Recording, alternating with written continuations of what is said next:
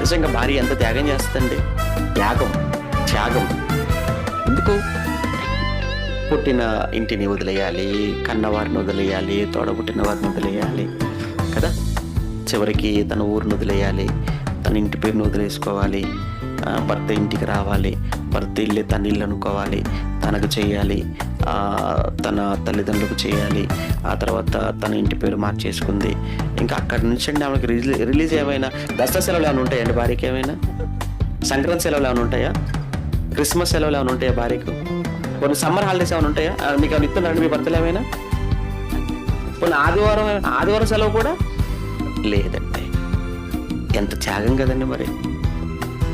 చివరికి బిడ్డను మూయాలి, కనాలి, చివరికి ఇంటి పేరు మాత్రం వాళ్ళది రావాలి. ఎవరి కొడుకంటే పలానాయన కొడుకు అని చెప్పుకోవాలి. ఎంత త్యాగం కదా. అంటే సజీవముగా ఉంటూనే ఏమైపోయిందన్నమాట, తన జీవితాన్ని భర్త కొరకు, తన కుటుంబం కోసం యాగం చేసింది, బలి చేస్తుంది. అలానే దేవుని కొరకు మనము కూడా సజీవ యాగముగా ఈ శరీరాలను ఆయన కొరకు మనం సమర్పించుకోవాలి. దేవునికి ఇష్టలుగా బ్రతకాలి. దేవునికి ఇష్టలుగా బ్రతికితేనే పరలోకం.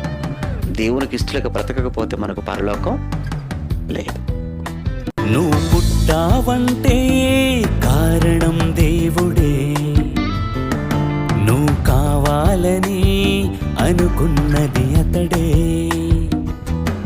నువ్వు పుట్టావంటే కారణం దేవుడే, నువ్వు కావాలని అనుకున్నది అతడే. సృష్టిని చేయకముందే, భూమి లేనప్పుడే పిల్లలు కావాలని కోరింది అతడే.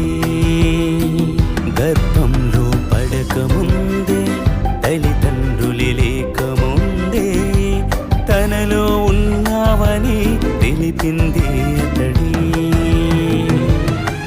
నువ్వు పుట్టావంటే కారణం దేవుడే, నువ్వు కావాలని అనుకున్నది అతడే.